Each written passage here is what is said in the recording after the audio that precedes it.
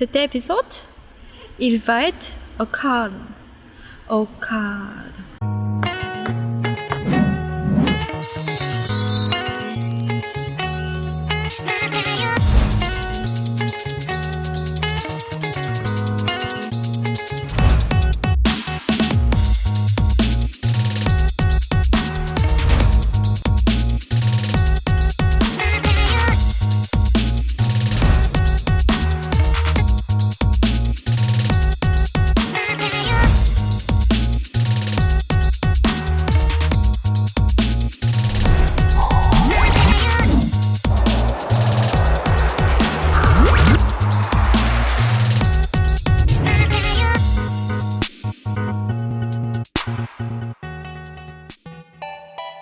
Aujourd'hui, je vous emmène découvrir un autre Japon à travers le village des renards et la ville de Fukushima comme vous ne l'avez jamais vu.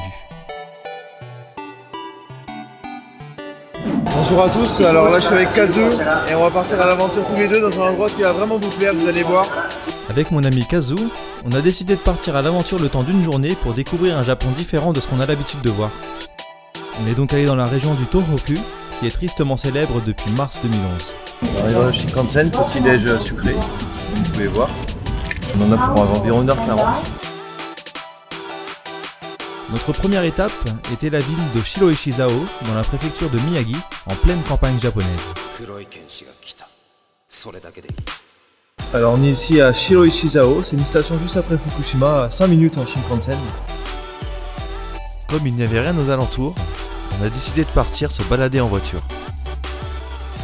Où est la clé de contact?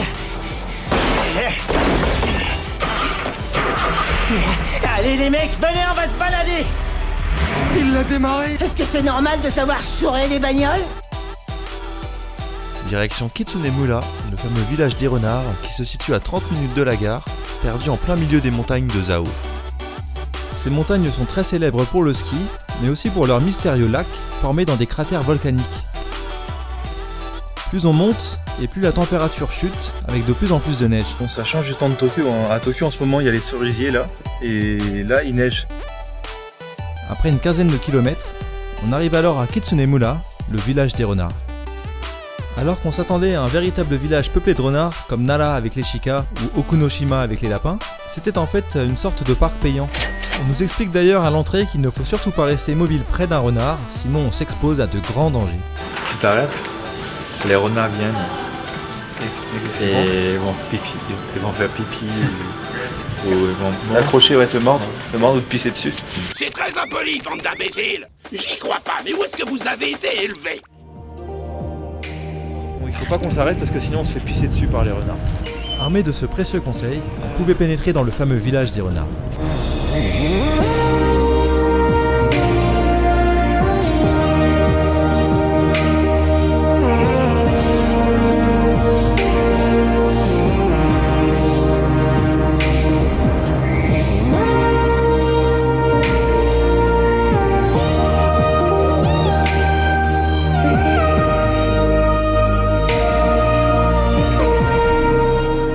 Voilà, on est là, posé avec les poteaux. Ce village n'est pas le seul, puisqu'un premier village de renards existait déjà sur Hokkaido. Les renards adorent manger des rats, et ils avaient donc été amenés en masse sur Hokkaido pour combattre une invasion de rats. Les renards sont considérés comme des messagers de la déesse Inari, et justement, le village abrite un sanctuaire Inari. On peut d'ailleurs acheter à manger pour les renards, afin d'attirer la bénédiction de la déesse. Par contre, il fait vraiment ultra froid. Il fait un froid de canard. Je dirais même un froid de renard.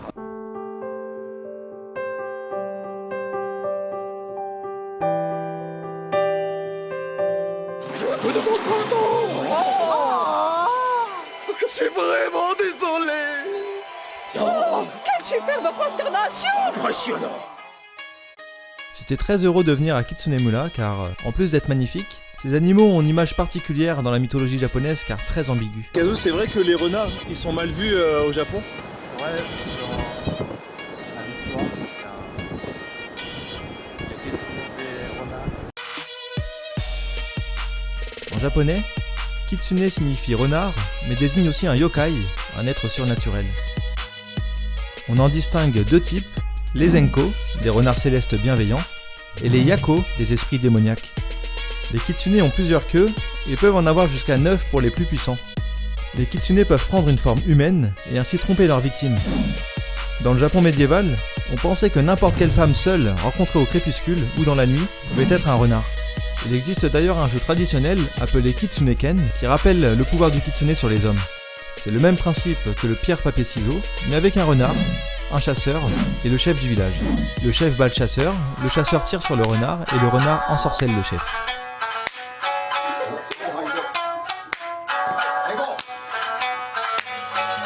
Les kitsune peuvent donc soit être bienveillants et repousser le mal, soit être démoniaques et tromper les hommes en prenant l'apparence de femmes.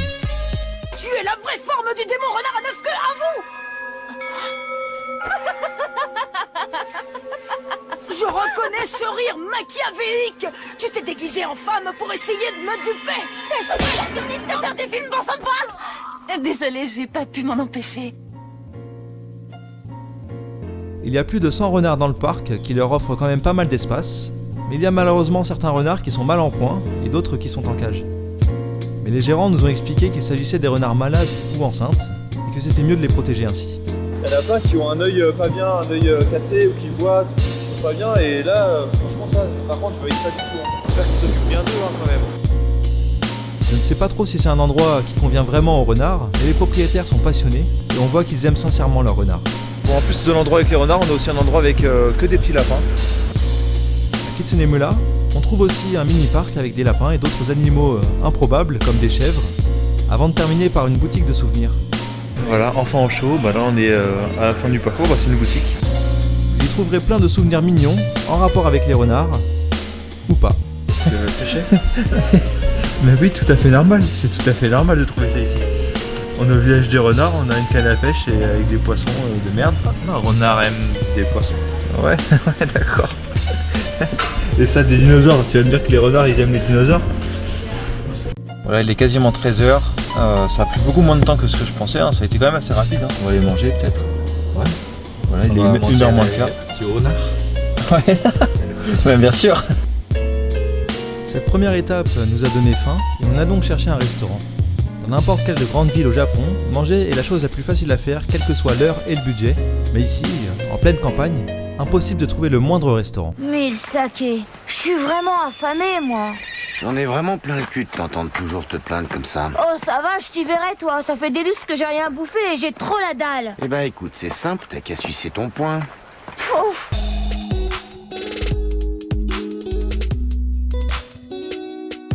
Bah voilà, on a opté pour un ramen complètement paumé en plein milieu de la campagne, là il n'y a personne. Après ce repas bien mérité, on devait trouver quelque chose à faire et on n'était pas préparé à ça puisqu'on pensait que le village des renards nous occuperait toute la journée. Bon voilà, on a bien mangé et maintenant je sais pas ce qu'on va faire mais on va le faire. Qu'est-ce qu'on fait? Bah... je sais pas. Ma parole, t'es vraiment la super burne des burnes. On a donc rendu la voiture de location et pris le Shinkansen pour Fukushima qui se situe à seulement un arrêt de Shiroshizao. Par contre, je voulais absolument éviter de jouer sur le pathos, j'ai donc décidé d'aller voir Fukushima uniquement pour ses lieux touristiques et pas pour sortir les violons et vous remontrer encore et toujours les mêmes choses sur la catastrophe de 2011. Bon bah ça y est, on est ici à Fukushima, je vous rassure tout va très bien. L'air que je respire est normal, il n'y a pas de souci donc voilà, on va maintenant voir quelques endroits sympas dans la ville. Et à Fukushima, l'endroit le plus touristique est sans aucun doute le Hanamiyama Koen que je vous emmène découvrir en premier. Il s'agit d'un parc connu pour être un des plus beaux endroits du Japon pour admirer les cerisiers en fleurs. Si vous venez au Japon durant la période du Hanami, vous pourrez profiter de ce spectacle naturel époustouflant. Le parc, très grand, propose un chemin de randonnée qui vous permettra d'observer des centaines de cerisiers sous des angles différents, tout aussi magnifiques les uns que les autres.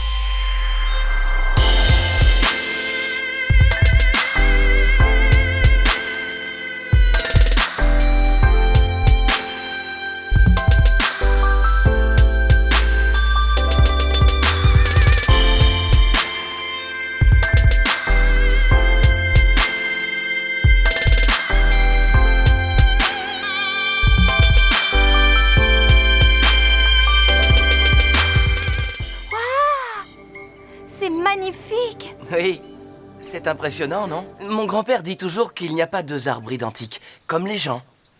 Et le mieux que l'on puisse faire, c'est être soi-même. Tu penses que c'est vrai? Que nous sommes tous uniques? Après le Hanamiyama Koen, le parc des cerisiers, direction le Momijiyama Koen, le parc des feuilles d'érable. Alors, petit truc marrant que je viens de voir, que Kazo il vient de m'apprendre, je ne connaissais pas du tout. Ça, c'est pour traverser. En fait, il y en a ici, là, au niveau des passages piétons. On les prend là. Et en fait, donc, quand on traverse, donc on appuie sur le bouton. Et ensuite, on prend ça pour dire qu'on traverse et pour que ce soit pas dangereux pour les voitures. Mais je ne connaissais pas du tout. Ah, c'est pour les enfants. Oui, je sais. Il y en a aussi à Tokyo? Ah ouais, sérieux, j'avais jamais vu.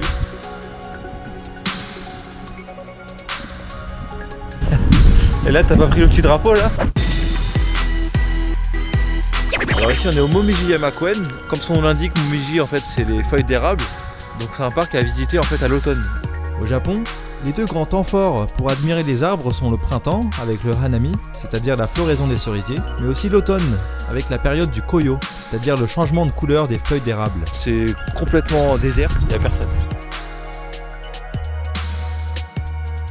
Juste à côté se situe le Itakura Jinja, un sanctuaire qui offre une superbe vue sur le fleuve Abukuma.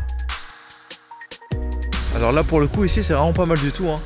Je pense que si c'était dans une autre ville, si c'était à Kyoto, tout le monde dirait c'est magnifique, c'est génial parce que là il y a tout, hein. Là il y a la montagne qu'on voit là-bas au fond, il y a la rivière ici, on a le sanctuaire ici. En plus avec le petit rayon de soleil, ça fait vraiment bien, c'est vraiment parfait. On a pris le chemin qui longeait le fleuve et on a marché un peu. Il n'y avait vraiment personne et ça faisait du bien de profiter de la beauté du lieu dans le plus grand des calmes. On s'est alors retrouvé dans un parc avec un jardin traditionnel japonais.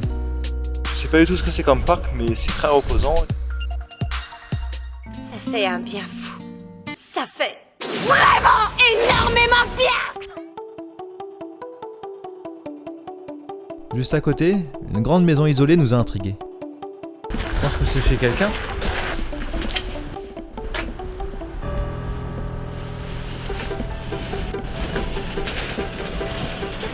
C'est bon. Il n'y a rien, il n'y a personne. Ça va comme ça, tu rentres chez les gens tranquille, normal, hein?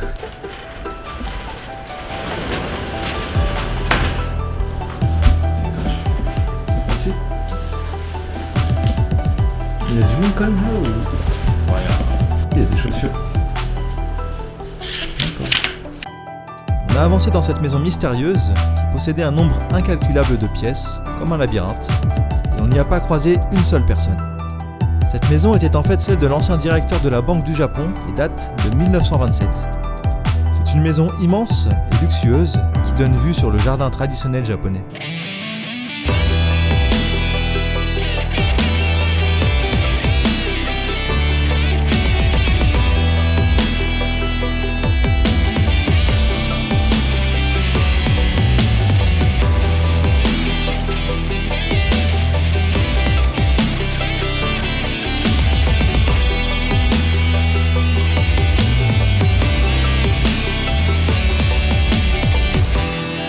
Juste à côté de la maison, on trouve un salon de thé traditionnel qui propose une cérémonie du thé dans la grande maison, ou bien un simple moment de détente au bord du fleuve. Normalement il y a une maison de thé, on prend le thé ici, mais là c'est fermé aujourd'hui. Toujours à Fukushima, et là on va voir le Iwaya Kannon. Voilà, un truc comme ça. Iwaya Kannon est un temple situé en haut d'un grand escalier de pierre. Une fois arrivé au sommet, on a donc une vue imprenable sur Fukushima. Ce temple est situé au milieu d'une montagne, le mont Shinobu, et sa particularité est le fait que 60 Bouddhas soient sculptés au sein de la roche. Chaque sculpture représente Kannon, la déesse de la compassion. C'est une des divinités les plus populaires au Japon. Ce temple était totalement désert, et on ressentait comme quelque chose de mystique ici, en hauteur avec toutes ces sculptures gravées à même la montagne.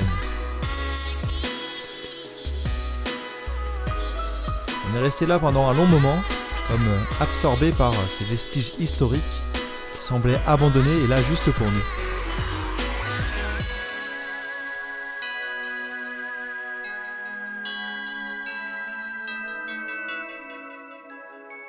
La nuit est finalement tombée et on s'est dirigé vers la gare pour rentrer à Tokyo. En une seule journée, ce n'est qu'un aperçu de Fukushima qu'on a pu voir. Mais c'était bien différent de ce à quoi je m'attendais. Fukushima est une ville active, qui bouge, avec des endroits très prisés comme le Hanamiyama-koen et d'autres totalement déserts. Ce qui est sûr, c'est que c'est une belle ville qui mérite qu'on parle d'elle autrement que pour la catastrophe qu'elle a connue.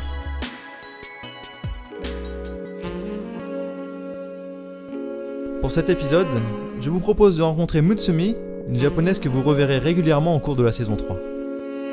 Salut, c'est Mutsumi. On y va faire l'interview. Alors Mutsumi, quelles sont tes activités et loisirs préférés au Japon?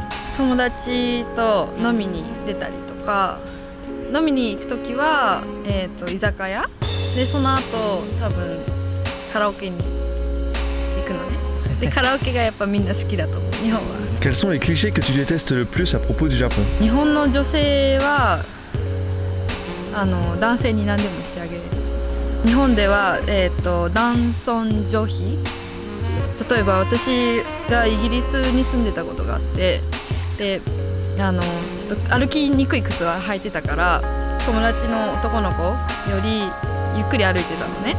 でそのイギリス人の男の子なんだけど、そっか、日本は男性が優勢だったね、だから3歩後ろからついてくるんだって言われて、違うよって思うでしょ違うよ、足が痛いんだよ、気づいてよみたいな。例えば他の、外国人の日本に住んでた男の子も、日本人の女の子はすごい、友達が集まってお酒飲んだりとかすると全部片付けしてくれたりとか、洗濯とかしてくれたりして、すごいとか言って、多分日本人の女性は西洋の夫婦が50-50で家事をやることに憧れてるし、多分外国人の人がそういう日本の女性は全部やってくれるっていう風に考えてトリートしたら、女性に対して接したら